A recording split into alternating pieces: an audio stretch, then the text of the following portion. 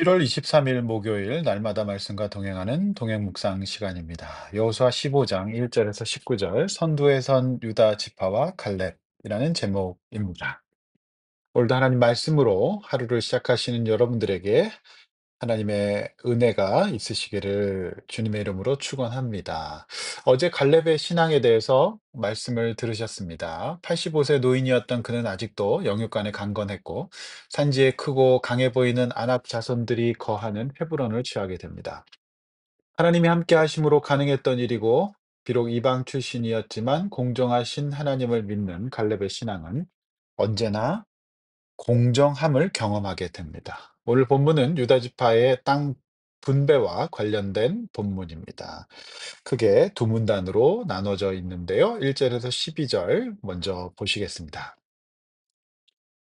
유다 지파죠. 자, 유다 지파인데요. 이 유다 지파가 아 그들의 가족대로 제비 뽑은 땅의 남쪽으로는 에돔 경계에 이르고 또 남쪽 끝은 신광야까지라 이렇게 돼 있고 쭉 나오는 말씀들은 유다 지파가 받은 그 땅과 그 지명과 경계들이 자세하게 언급되고 있습니다. 창세기 40장 이후로 야곱의 열두 아들들의 면면이 자세하게 언급됩니다. 장남은 르우벤이었지만 그는 영적으로 무기력했습니다.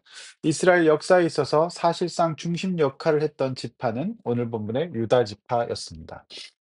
유다가 어떤 역할을 했는지 우리는 창세기를 통해서 잘 파악할 수 있습니다. 오늘 본문에서 유다 지파가 가장 먼저 땅을 분배받았고 그 땅들은 가장 넓었습니다. 유다 지파가 하나님의 구원 역사에서 어떻게 준비되고 쓰임 받았는지를 잘 모르시는 분들은 요즘 제가 하고 있는 용인동행교회 창세기 강해 설교 한번 들어보시기를 바랍니다. 특히 오는 주일, 이번 주일에는 너무나도 찬란한 아버지의 야곱, 그 완고한 아버지 야곱을 설득해내는 유다의 모습에 대한 말씀이 선포될 것입니다. 명절이지만 하나님 예배하는 일에 또 우선순위 한번 좀 더 보시면 어떠실까요? 유다는 무엇보다도 "너는 나보다 옳도다."라고 회개했던 사람이고 형 르우벤과는 달리 자신을 담보로 하여 아버지를 설득해내는 대속의 믿음을 가졌던 사람이었죠. 그러니 구약 역사의 유다 지파의 활약은 눈부실 정도입니다. 성도 여러분, 하나님 나라에서 왕노릇하는 사람 누구입니까? 믿음 있는 사람입니다. 말씀을 묵상하고 말씀대로 살려고 애쓰는 사람입니다. 교회의 리더는 이런 분들이 되셔야 합니다. 그 어떤 세상적인 배경이나 능력이 아닌 믿음이 하나님 쓰시는 사람의 가장 중요한 기준이 되기 때문입니다. 자, 우리는 자세한 지명과 경계를 기록하고 있는 이 본문들을 통해서 무엇을 묵상해야 할까요? 하나님이 주신 것들과 내가 하나님께 얻고자 하는 것들에는 이처럼 목적이 분명해야 한다라고 하는 것입니다. 하나님이 사방에 경계들을 지어주시고 유다 지파의 것으로 정해주신 데에는 그저 그들이 잘 먹고 잘 사는 것을 넘어서는 그 놀라운 뜻이 당연히 있겠죠. 가장 넓은 땅을 제비뽑기로 받았으니 그것은 하나님이 주신 은혜였습니다. 그러므로 그 넓은 땅에서 이들 유다 지파는 하나님을 경외하고 신실한 삶을 살아야 함이 마땅합니다. 계속해서 하나님 백성들을 생산하고 믿음으로 살아야 합니다. 나아가 그들은 예수 그리스도의 조상이 됨으로써 모든 민족의 구원의 도구로 쓰임을 받게 될 것입니다. 그 기록들이 이제 12절까지 쭉 이어져서 12절에서 서쪽 경계는 대해와 해안이니 유다 자손들이 가족대로 받은 사방 경계에 대해서 기록하고 있는 것입니다. 올해 여러분 무엇을 구하고 계십니까? 그런데 그 구하심이 하나님의 영광과 하나님 나라와 어떤 연관이 있습니까? 만약 그런 것이 아니라 내 개인의 안락과 행복을 위한 성공과 번영만을 구하는 것이라면 불신자들이 우상에게 구하는 것과 다름이 없습니다. 각자의 소망과 바램 속에 담긴 하나님 앞에서의 이유와 근거를 한번 묵상해 보시기를 바랍니다. 하나님은 그때 응답하실 겁니다. 13절 에서 이제 두 번째 문단이 시작되는데요. 흥미진진한 말씀입니다. 여호와께서 여호수아에게 명령하신 대로 여호수아가 기럇 아르밧 곧 헤브론을 유다 자손 중에서 분깃으로 여분네 아들 갈렙에게 주었으니 아르바는 아낙의 아버지였더라. 이렇게 되어 있습니다. 여호와께서 여호수아에게 명령하신 이 그 갈렙에게 명령하신 이것 그대로 헤브론 산지를 이제 얻게 됩니다. 오늘 매일 성경의 해설이 굉장히 인상적인데 한번 들어보십시오. 가나안 정복의 최대 적은 불신앙이지 외적 조건이 아닙니다. 하나님의 약속은 믿음으로 반응하는 자의 몫입니다. 참 좋은 해석이라고 생각합니다. 맞습니다. 우리는 고난이 많아서 못 사는 것이 아니라 믿음이 없어서 못 삽니다. 그러므로 여러분, 기도하십시오. 말씀을 묵상하십시오. 찬양하십시오. 예배를 드리십시오. 중보기도를 요청하시고 또 중보기도를 하십시오. 새해가 시작된 지 얼마 안 된 것 같은데 벌써 한 달이 다 지나가고 있습니다. 올해 여러분의 가장 중요한 하나님 아빠의 간구는 믿음이 성장하는 것이 되어야 합니다. 믿음이 없는 것이 나에게 가장 큰 문제가 되어야 됩니다. 그리고 그 믿음 없음이 불편하셔야 됩니다. 그런데 우리가 신자라고 하면서도 나와 내 가족이 믿음이 없는데 아무렇지도 않고 다른 없는 것은 당장 반응하시고 큰일 날 것처럼 하시지만 믿음이 없는 것에 있어서는 내 스스로도 또 내 주변 사람들을 볼 때에도 전혀 불편해하지 않는 것은 아닙니까? 믿음이 전부입니다. 여러분 믿음을 잃지 마시고 믿음을 키우십시오. 그래야 인생이 강건해질 것입니다. 14절 갈렙이 거기서 안악의 소생 그 세 아들 곧 세세와 아히만과 달메를 쫓아냅니다. 하나님을 대적한 우상 숭배자들을 쫓아내죠. 당연합니다. 자, 15, 16절. 갈렙은 아무리 그래도 85세 늙은이입니다. 놀라운 말씀인데요. 갈렙은 그의 딸과 사위에게 자신의 영적인 사명을 잊도록 합니다. 악사라고 하는 딸이 있는데 기럇세벨을 쳐서 점령하는 자에게 그 딸을 주겠다라고 말합니다. 17절 온니엘이 이에 반응하죠. 갈렙의 아우 그나스의 아들인 온니엘이 그것을 점령함으로 갈렙이 자기 딸 악사를 그에게 아내로 주게 됩니다. 그 장인의 그 사위입니다. 갈렙은 온니엘에게 딸을 주어 가정을 이루게 합니다. 그리고 18절 말씀 악사가 출가할 때에 이렇게 쭉 나와 있는데요.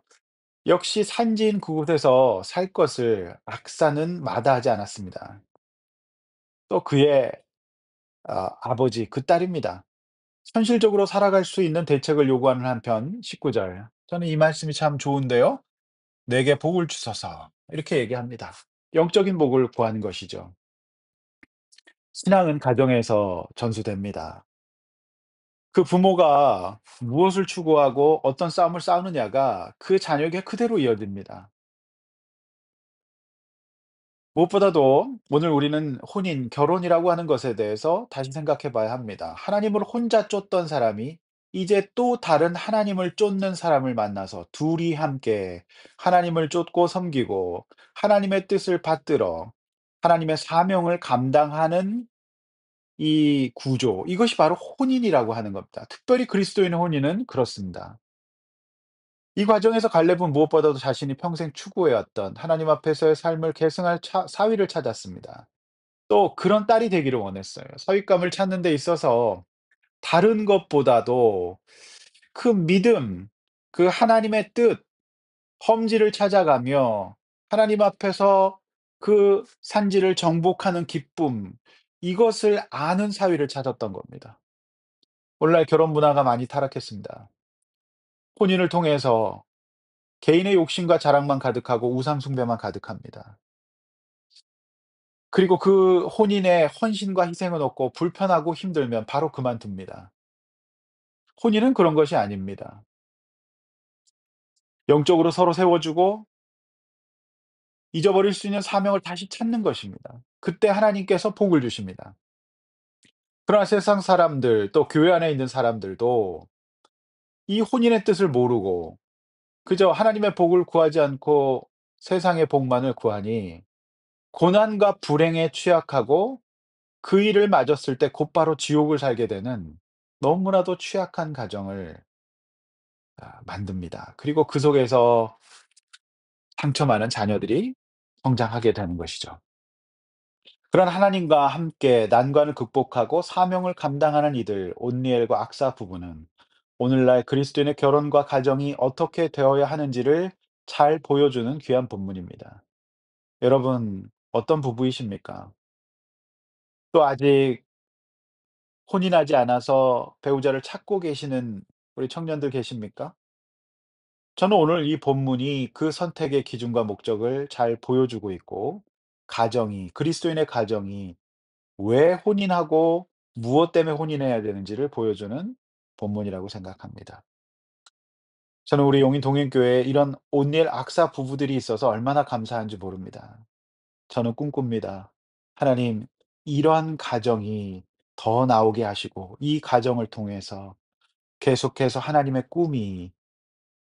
그 꿈이 이루어지고 그 꿈을 받들어 하나님 앞에서 구하지 않은 복과 행복을 누리는 가정을 허락하여 주시옵소서. 기도하겠습니다.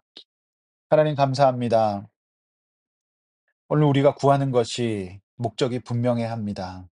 하나님께 영광 돌리고 다음으로 우리도 행복 누리는 그런 인생 살게 하여 주시옵소서. 세상 사람과는 다른 결혼의 목적, 또 배우자를 찾는 기준이 있게 하여 주시옵소서. 오늘 이 갈렙이 그 딸과 사위를 혼인시키고 또 그 사위를 찾아가는 과정을 봤을 때 얼마나 귀한 본문인지 모릅니다.